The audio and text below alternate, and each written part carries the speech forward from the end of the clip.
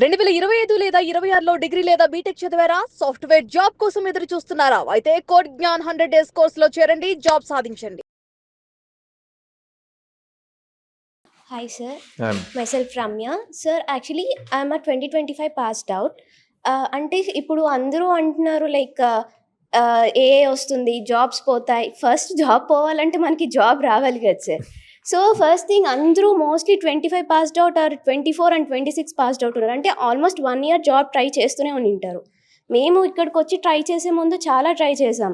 Like ATS resumes అంటున్నారు, అన్ని follow అయ్యాం, జేడీ ఫాలో అవుతున్నాం. బట్ బయట చాలా వేకెన్సీస్ వస్తున్నాయంట. రీసెంట్గా కూడా ఇన్ఫోసిస్ వచ్చిందన్నారు. బట్ మా ప్రొఫైల్స్ అన్ని ఫాలో అయినా ఎందుకు షార్ట్ లిస్ట్ అవ్వట్లేదు? బట్ అట్ ఏ టైం బయట వాళ్ళకి జాబ్స్ వస్తున్నాయి. How it's possible sir? అంటే మేమేమైనా మిస్టేక్ చేస్తున్నామా ఆర్ వాట్ ద థింగ్? బయట వాళ్ళకి జాబ్స్ వస్తున్నాయి అంటే ఆన్ వాట్ బేసిస్? అంటే sir like in the sense చూడాలంటే 2025 ఉన్నారు. మేము కొన్ని కాలేజెస్లో వస్తున్నాయి వాళ్ళకి, కొన్ని కాలేజెస్లో రావట్లేదు. బట్ స్కిల్స్ అంటే నేను కంపేర్ చేసింది నా ఫ్రెండ్ వేరే కాలేజ్లో ఉంటే నాకన్నా స్కిల్స్ కొంచెం తక్కువ ఉన్న తనకు వచ్చి ఉంటుంది. అదే నేను అప్లై చేస్తే నా షార్ట్ లిస్ట్ కూడా అయ్యి ఉండదు. బట్ రెజ్యూమ్ కూడా బాగానే ఉంటుంది. అంటే అక్కడ జాబ్స్ వాళ్ళకి ఏమైనా రిఫరల్ బేసిస్ వస్తుందా, లేకపోతే మాకు మిస్టేక్ జరుగుతుందా? మాకు అర్థం కావట్లేదు. జాబ్స్ పాయింట్లో కాలేజ్ బేస్ చేసి మాట్లాడితే గనక it again depends on college. So కాలేజ్కి ఉన్న రెప్యుటేషన్, మీరు ఏ కాలేజ్లో చదివారు, అండ్ ఆ కాలేజెస్ ఆ కంపెనీస్తో ఎలా టైఅప్ అయినాయి. ఫర్ సపోజ్ ఇన్ఫోసిస్ ఉంది, విప్రో ఉన్నాయి, ఇవి అన్ని కాలేజెస్కి వెళ్ళవు. వాటికి కొన్ని ఎంపానల్మెంట్ అని చెప్పి ఉంటుంది. వాటిల్లో మీ కాలేజ్ ఉంటేనే అవి వెళ్ళి అక్కడి నుంచి హైరింగ్ చేస్తాయి. అది ఒక పద్ధతి, కాలేజ్ లెవెల్ పద్ధతి. వన్స్ కాలేజ్ అయిపోయింది, బయటకు వచ్చారు, బయటకు వచ్చాక ఎలా హైరింగ్స్ జరుగుతాయి అన్నది చూస్తే గనక ఏటీఎస్ ఇవన్నీ ఏంటి, ఒకసారి మీ రెజ్యూమ్ అక్కడికి వెళ్ళాక వస్తుంది. దీనికన్నా ముందు మీరు తెలుసుకోవాల్సింది, నేను ఎక్కువ అబ్జర్వ్ చేస్తుంది ఈవెన్ కోడ్9లో జరుగుతున్న మిస్టేక్స్, ప్రతి స్టూడెంట్ కామన్గా చేస్తున్న మిస్టేక్. జాబ్ డిస్క్రిప్షన్ వస్తుంది, స్కిల్ సెట్ ఉంటుంది. స్కిల్ సెట్లో for suppose Python related job ఇచ్చారు, ఆ పైథాన్ పక్కన మళ్ళీ డేటా సైన్స్, డేటా అనలిటిక్స్ ఉంటుంది. అది అబ్జర్వ్ చేయరు. నాది పైథాన్ కదా, ఆడు పైథాన్ ఉంది కదా, లెట్స్ అప్లై, విల్ సీట్, రాయేద్దాము, తగిలిద్దాము, ఇంటర్వ్యూ వస్తుందేమో అని చెప్పి అప్లై చేస్తారు. అలాగా హండ్రెడ్స్ ఆఫ్ జాబ్స్కి అప్లై చేస్తారు. ఇంటర్వ్యూయర్కి తనకు అవసరం లేదు మీకు రెస్పాన్స్ ఇవ్వాల్సిన అవసరం, మీరు రిజెక్టెడ్, మీరు షార్ట్ లిస్ట్ అవ్వలేదు అన్న పాయింట్ తనకు అవసరం లేదు. మీరేమనుకుంటారు, ఇప్పుడు నువ్వు క్వశ్చన్ చేసినట్టే ఏటీఎస్ స్కోర్ ఉంది నాది మంచిగా, ఏటీఎస్ స్కోర్ దేన్ని బేస్ చేసి ఉంది అన్నది ఇంపార్టెంట్. ఏటీఎస్ స్కోర్ దేన్ని మీరు చూసేది కామన్ ప్లాట్ఫామ్లో ఏటీఎస్ స్కోర్, వాళ్ళు కంపెనీ వాళ్ళు చెక్ చేసేది ఆ ప్రాపర్ పర్టికులర్ జాబ్ డిస్క్రిప్షన్ ఏదైతే ఉందో దానికి ఈ ప్రొఫైల్ ఎంత ఏటీఎస్ స్కోర్ వస్తుంది అన్నది చెక్ చేస్తారు. సో దాన్ని బేస్ చేసి ఫస్ట్ థింగ్ ఉంటుంది.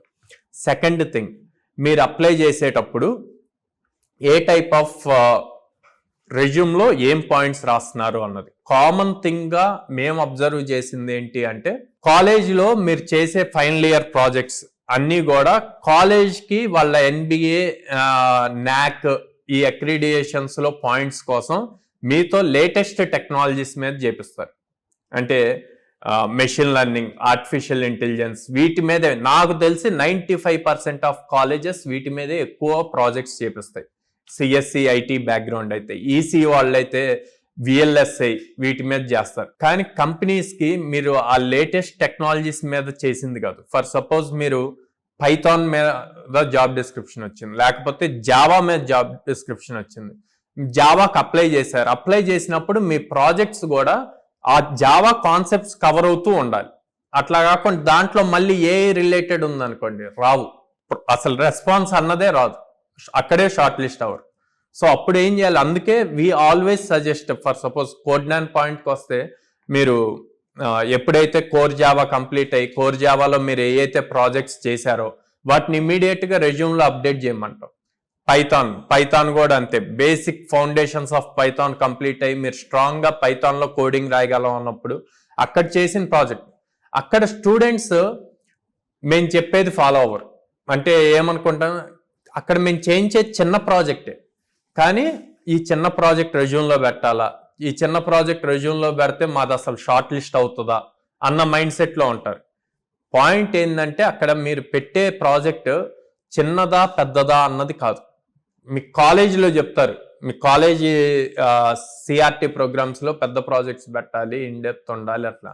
బట్ రియాలిటీకి ఒక్కసారి కాలేజ్ నుంచి బయటకు వచ్చి రియాలిటీకి వచ్చినప్పుడు మీరు పెట్టిన ప్రాజెక్ట్ చిన్నదా పెద్దదా అని చూడరు. ఇంటర్వ్యూకి జాబ్ డిస్క్రిప్షన్కి స్కిల్ సెట్ మ్యాచ్ అవుతుందా లేదా అని చూస్తారు. స్కిల్ సెట్ మ్యాచ్ అవుతుంది, రౌండ్స్ క్లియర్ చేశారు, డైరెక్ట్ ఫేస్ టు ఫేస్ వెళ్ళినప్పుడు మీకన్నా ముందు మీ రెజ్యూమ్ వెళ్తుంది హెచ్ఆర్ దగ్గరికి. ఆ హెచ్ఆర్ ఆ రెజ్యూమ్లో ఏదైతే ఉందో అదే చూసి మిమ్మల్ని తిరిగి క్వశ్చన్స్ అడుగుతారు. అడిగినప్పుడు మీరు సొంతగా చేసిన ప్రాజెక్ట్ ఏదైతే ఉందో దాన్ని అందులో మెన్షన్ చేస్తే చాలా కాన్ఫిడెంట్గా చాలా ఈజీగా ఆన్సర్స్ చెప్పేస్తారు. అండ్ మీ ఫేస్లో కూడా ఆ గ్లోనెస్ ఉంటుంది. అలాంటి క్వశ్చన్స్ రాగానే ఆటోమేటిక్గా మీకు తెలియకుండానే ఫేస్లో గ్లోనెస్ వస్తుంది.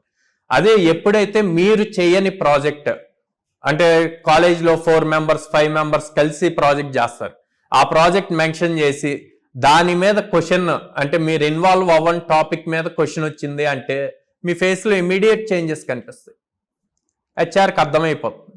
సో అందుకే మెయిన్ రెజ్యూమ్లో ప్రతి పార్ట్ మనకి తెలిసింది అయి ఉండాలి. మన బాల్ ఎప్పుడు మన కోర్టులో ఉండాలి. హెచ్ఆర్ కోర్టుకి ఇచ్చాము అంటే ఛాన్సెస్ తక్కువ. బాల్ మీ కోర్టులో ఉండాలంటే రెజ్యూమ్లో మీరు మెన్షన్ చేసిన ప్రతి వర్డ్ మీకు తెలిసి ఉండాలి. అండ్ మీరు చెప్పే ఆన్సర్తో హెచ్ఆర్ మళ్ళీ దాని కంటిన్యూషన్ క్వశ్చన్ అడగకూడదు, అంత బెటర్ ఆన్సర్ ఇవ్వాలి.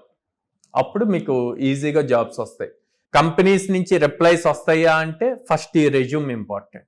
రెజ్యూమ్ ఎంత పర్ఫెక్ట్, ఇప్పుడు మీరు చెప్పండి మీ రెజ్యూమ్లో ఉన్న ప్రతిదీ మీకు తెలుసా?